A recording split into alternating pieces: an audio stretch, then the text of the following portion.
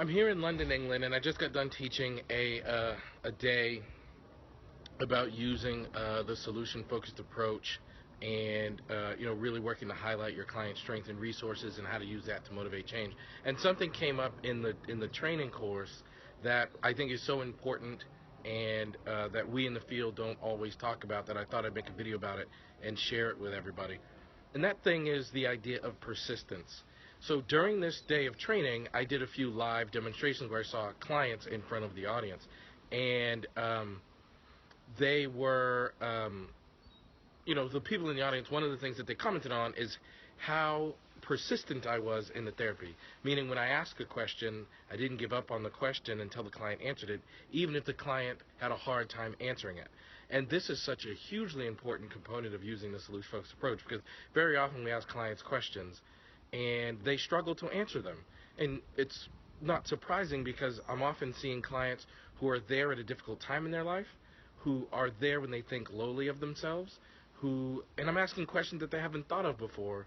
And so often professionals out there will ask a client a question, and when the client struggles and doesn't answer the question easily, they just abort the question, move on.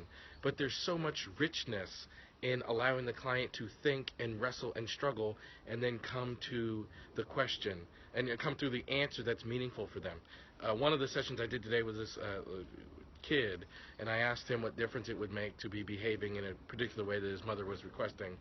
And he said, I don't know, and I just kept hanging in there with the question that eventually said, it would be nice to know I was making my mother happy. But if I had given up on any of the previous I don't knows, client wouldn't have gotten to that response. And I think that is significant. Think about it this way. Your clients need to struggle with your questions in the same way that you need to struggle when you go to the gym. So if I hired a personal trainer and I said, I'd really like for you to help me get in shape, that trainer should push me.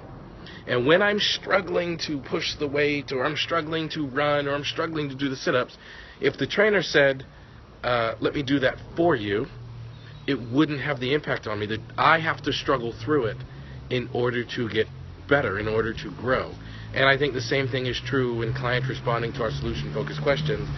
They have to struggle a bit with their responses. They have to wrestle a bit with where they're going in order. They have to wrestle a bit with their description and their response to our question in order for them to grow appropriately.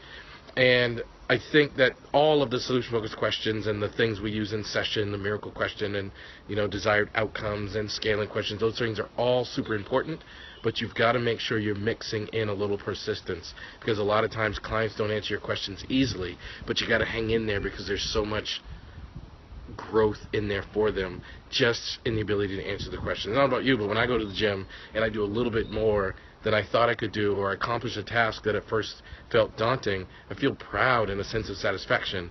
Well, clients get that same thing when they answer our questions that they previously thought was difficult. So don't forget, mix in a little persistence with your solution-focused therapy.